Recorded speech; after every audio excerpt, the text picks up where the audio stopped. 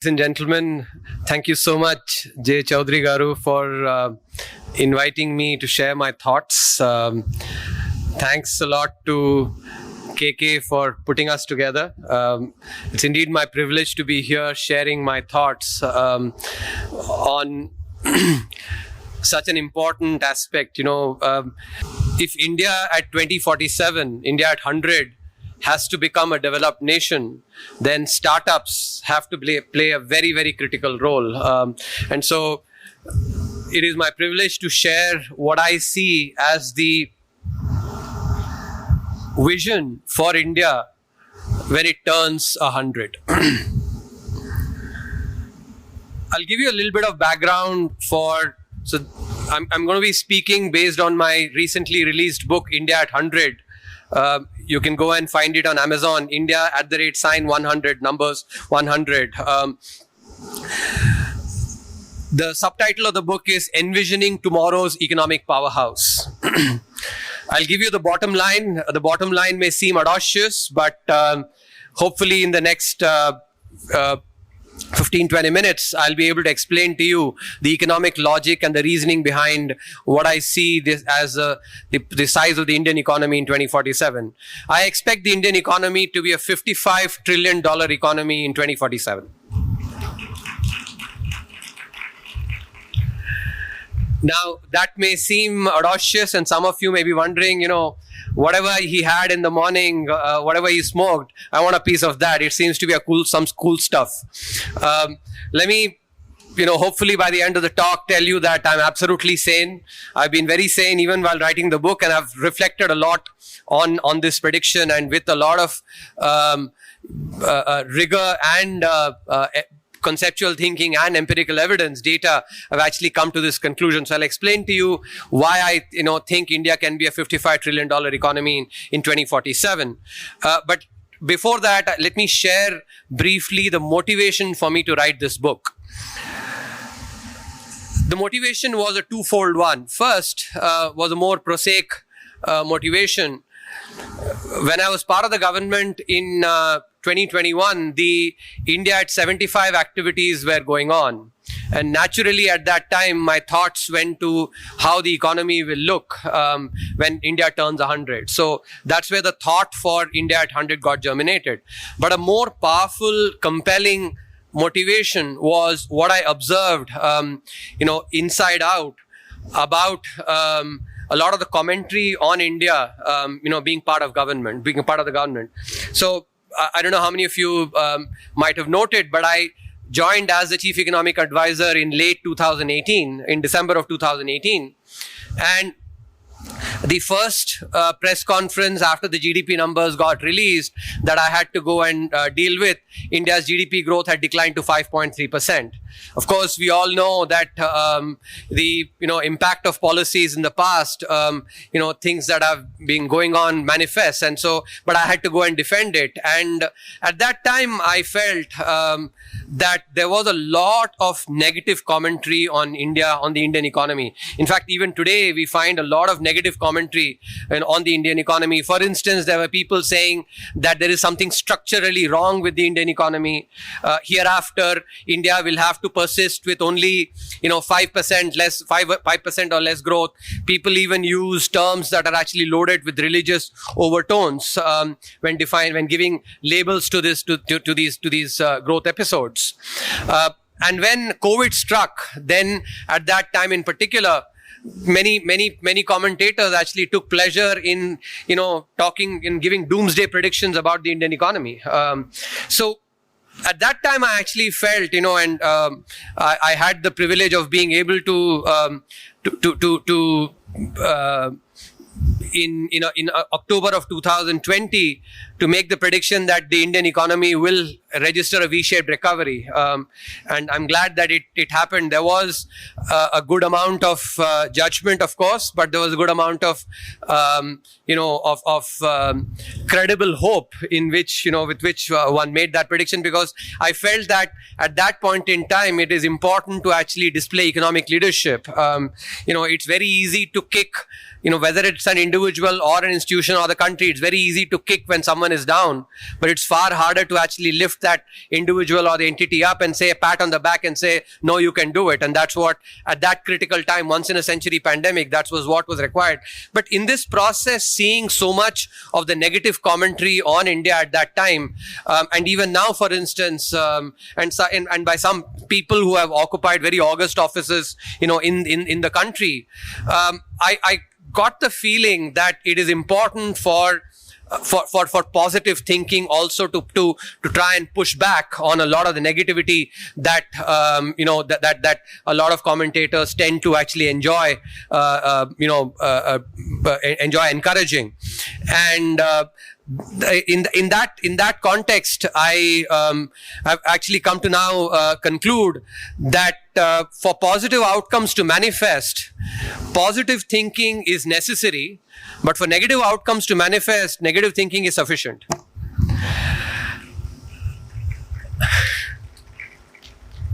So if for negative outcomes to manifest, negative thinking is sufficient, but for positive outcomes, positive thinking is only necessary, then positive thinking has to work much harder compared to, to sort of counter the negativity.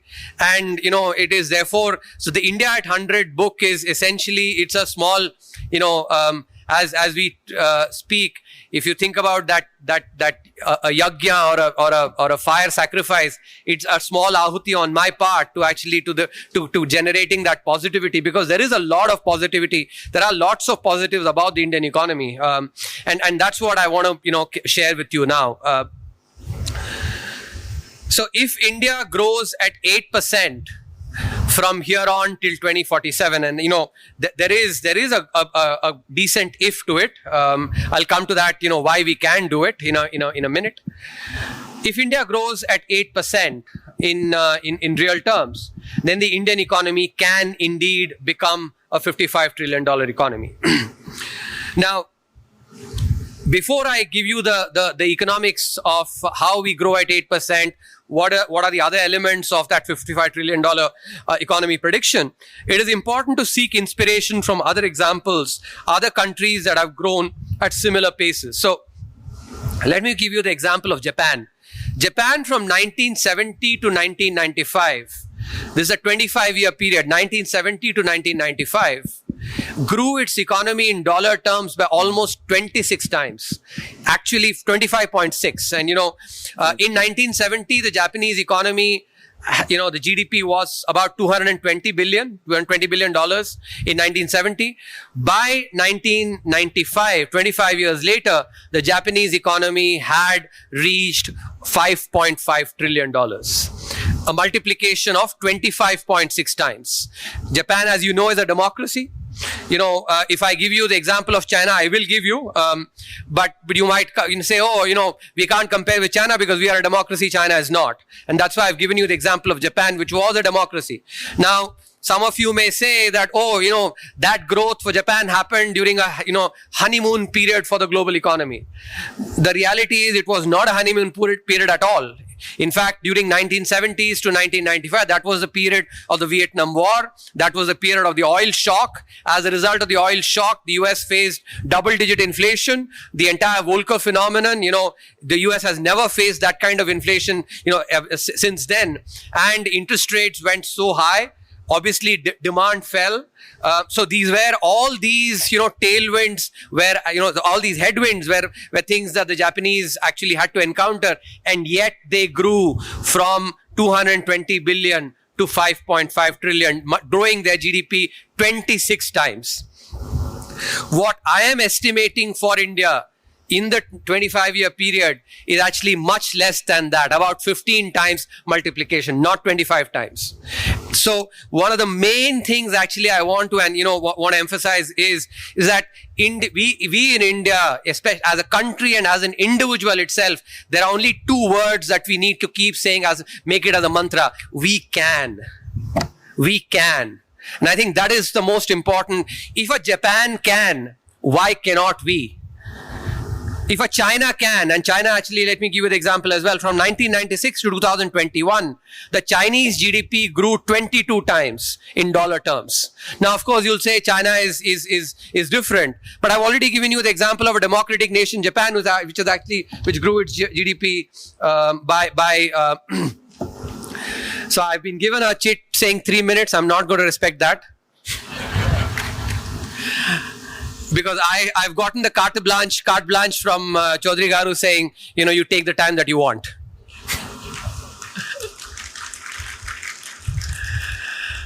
So, if Japan can, if China can also grow, its GDP over 20 times, why cannot we do that? We can as well. What is most important is for India to deliver GDP growth in real terms at 8%. Now, let me give you the sort of the number crunching behind this, economic number crunching, and then I'll give you some of the drivers why I think actually this is something that is possible. So, firstly, if you look at the growth rate of GDP that has prevailed for India, from 1991 onwards, in real terms, our GDP has grown at about 7%. That's been the average GDP growth from 1991 onwards. So from 7% on average to 8% on average is a stretch goal, but it is not something that is actually, it is not, I'm not asking for a doubling of GDP growth. It's only a stretch goal. And we've grown at 7% during the last 30 years, despite, so many problems. We have a very slow judiciary. We have a bureaucracy that actually can improve significantly. We have our human capital, actually education levels can be much better. Poverty was much higher during this 30-year period. Of course, it has declined. Abject poverty was also there. Despite that, we've grown at 7%. Lots of problems, lots of challenges, and yet we've grown. So 8% is a stretch goal, but we can do it. It's ambitious, but it is achievable. And I'll spend some time on what will be the key drivers for this later, but let me just focus on the numbers. So if we can grow at 8% with 5% inflation, that's been the average since the inflation targeting regime was implemented in 2016, where the central bank, Reserve Bank of India, has to actually, target inflation at 4%, has to deliver inflation at 4%. If you check the data from 2016 onwards, the average inflation has been 5%. So it's a very reasonable expectation, therefore, for me to say that going forward also, inflation will be 5% because Reserve Bank of India has to deliver inflation between 2% to 6%. So 4% plus minus 2. So 5% is at the higher end of that range. So 8% real growth, 5% inflation translates into 13% in nominal growth terms. 8 plus 5, 13%. Now, in order to estimate the growth that will happen in dollar terms, I have to also tell you what is the likely rate of depreciation of the rupee vis-a-vis the dollar that will prevail, going forward. And here, I'll first give you the number and then explain why I think that is something that will prevail. My estimation is that from here on, the rate of depreciation of the rupee would be less than 1%, 1% per annum. So it will depreciate by about, maybe 50 basis points, 0.5%, maybe 0.6%, but less than 1% in a year. So with 13% in nominal rupee terms, 8% plus 5%, because depreciation reduces the value in dollar terms. So when you convert from rupee to dollar, actually depreciation reduces the value. So you have to subtract that 1% depreciation. 13 minus 1 is 12%. So 12% in dollar terms is what we get with 8% real growth, 5% inflation, and currency depreciation of about 1%. Now, let's use the rule of 72. This is something that all of us economists and people who actually work in markets as well use to know how many years it's going to take to double your money. The rule is very simple. 72 divided by the rate of interest that you get. You basically, whatever number you get, that's the number of years it will take to double your money. So remember, for instance, the time when national savings certificates actually used to double our money in 6 years. You remember that? It used to double our money because the rate of interest that was paid on that was 12%. So that's because 12 times 6 is 72, or 72 divided by 12 is 6 years. Similarly, growth at 12% in dollar terms will mean that GDP will double every 6 years. This is important. Keep in mind, GDP doubles every 6 years. Now, let's take the 24-year period from 2023 to 2047. If GDP doubles every 6 years over a 24-year period, how many doublings will happen? 4 doublings, right? 4 doublings, because 24 divided by 6 is 4. In other words, 2 into 2 into 2 into 2, 2 to the power 4, which is 16 times. So that's what I mentioned by actually saying that, we can multiply our GDP by about 15 to 16 times. So now let me tell you, in 2023, India's GDP was $3.28 trillion, approximated to 3.25. So the first doubling is 3.25 to 6.5. Second doubling is 6.5 to 13. Third doubling is 13 to 26. Fourth doubling is 26 to 52. 52.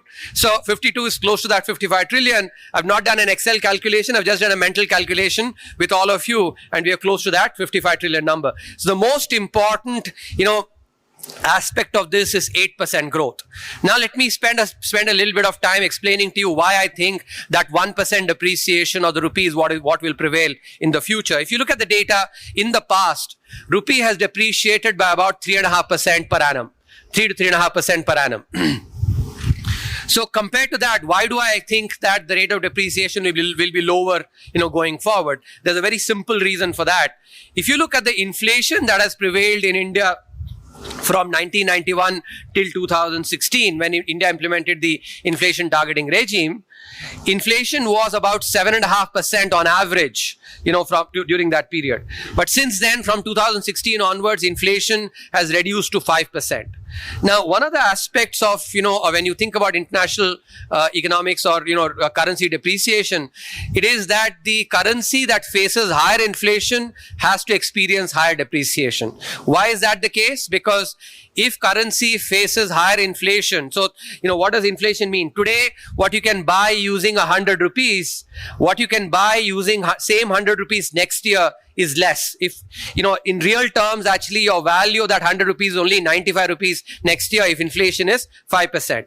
Similarly, if you take, let's say the US inflation has been about 2%. So in the US, $100 this year will be worth $98 next year. So in other words, the value of the dollar has not eroded as much as the value of the rupee has eroded. Now, when inflation was 7.5%, the value of the rupee was eroding much faster than that of the dollar than when inflation is 5%. So as a result, you actually have the currency having to depreciate more in order to keep the purchasing power the same. If you have to have actually the purchasing power of the rupee vis-a-vis the dollar unchanged, then the rupee has to depreciate more in order for, basically 98 versus 95. So you can see 98 divided by 95, so that's the main reason. So when you have, therefore, a reduction in inflation, there'll be a concomitant decline in depreciation as well. So about 2.5% decline in the rate of inflation will translate 1-for-1 into a lower rate of depreciation. That's why instead of 3.5% rate of depreciation, about 1% is what we'll get. So that explains actually. So let me once again summarize quickly: 8% real growth, 5% inflation, 8 plus 5, 13. Subtract 1%, 12%. At 12%, GDP doubles every 6 years. 4 doubling, 16 times doubling. That's why from 3.28 to 55 trillion. Last, let me end with actually what are the key drivers for this 8% growth. I'll not elaborate too much, but let me just leave you with these 3 thoughts. One of the most important drivers of this 8% growth can be formalization of the economy. If you look at the Indian economy, it has been significantly informal. If you step out of the engineering staff college here, you go out, you'll actually find many people who sell idlis, let's say, on a shanty or some makeshift store. You'll find people who are selling dab, basically maybe on a thela kind of. They're all informal establishments. When these establishments become more formal, their productivity increases. And growth is essentially about 2 things, which is investment and productivity. How much investment you make, how productive is that investment. And when informal sector firms become formalized, when they become more formal, their productivity increases significantly. Because you can think about it, a store, somebody who's actually selling idlis, let's say, using, doesn't even have a shop. If he's selling idlis, when he constructs a shop, he maybe has two people.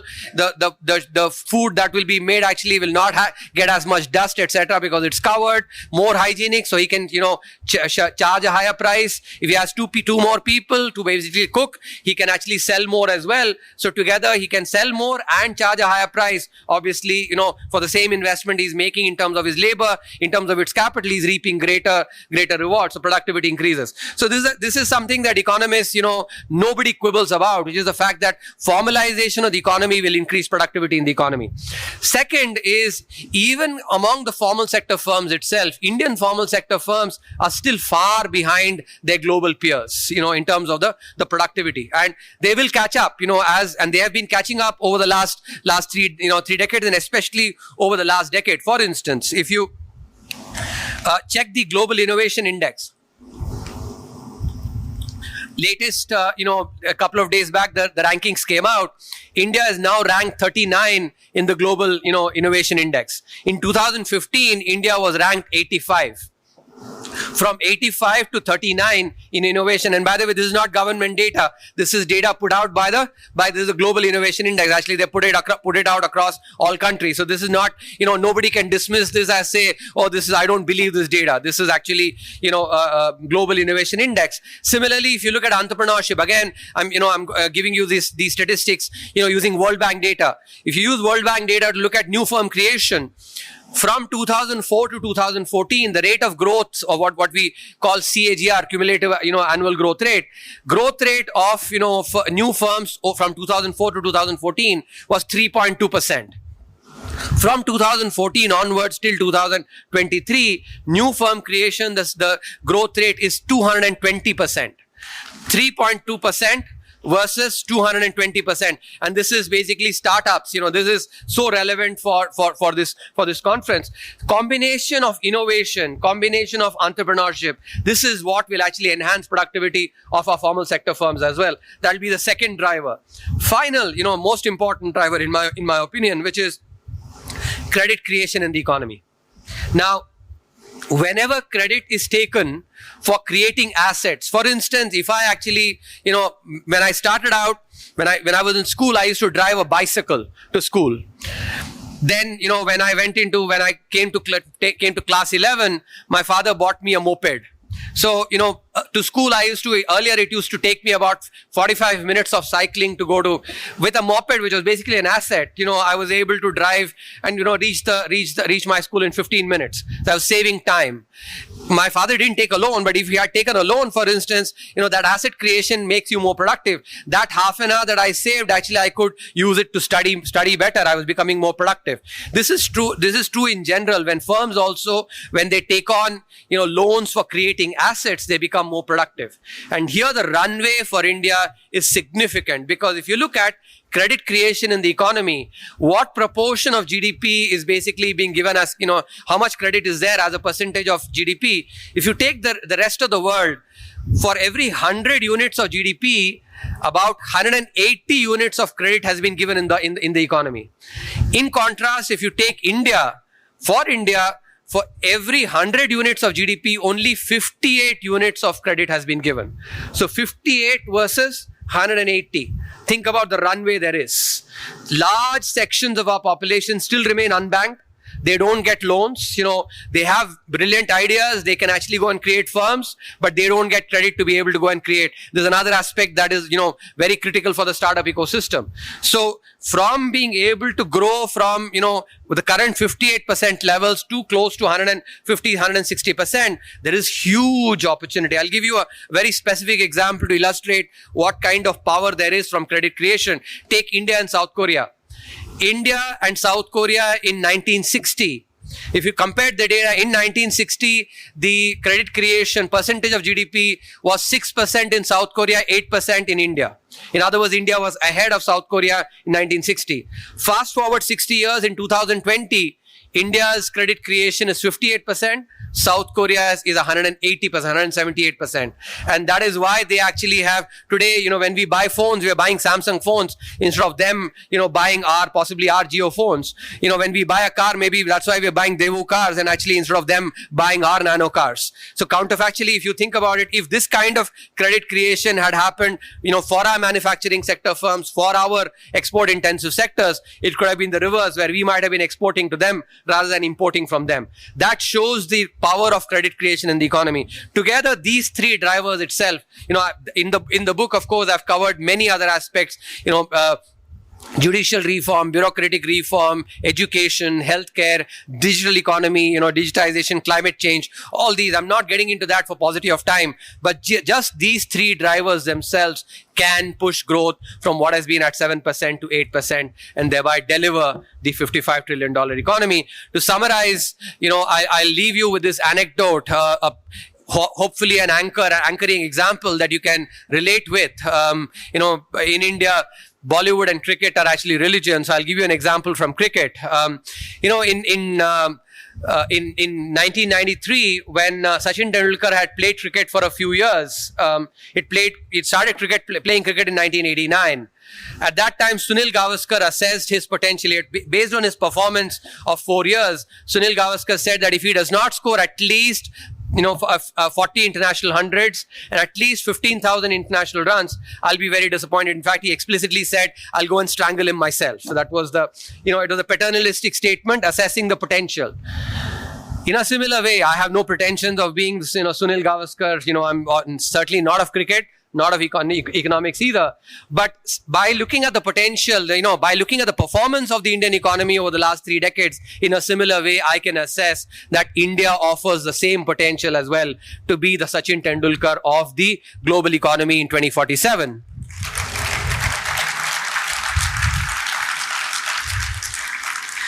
And for that, that's the second lesson from this example. Just because Sunil Gavaskar said it, Sachin Tendulkar did not score that 100 international hundreds and the 50,000, close to 30,000 international runs. He had to work very hard. He had to overcome setbacks. He had to actually, when he encountered challenges, he had to find innovative solutions. India will have to do that as well. In particular, state governments will have to do a lot of hard work, especially reforms. And I want to leave you with this particular message. Think about it. When the union budget is presented, all of us actually pay a lot of attention, ask a lot of questions to our finance minister, to the secretaries, etc. Do we ask similar questions to the state's finance minister, to the state secretary, about what reforms have you done?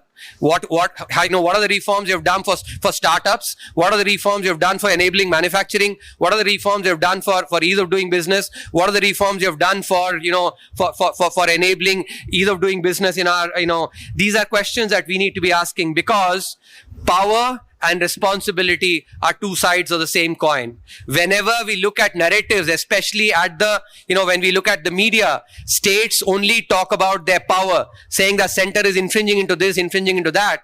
When center oftentimes is having to actually do that because states are not doing it.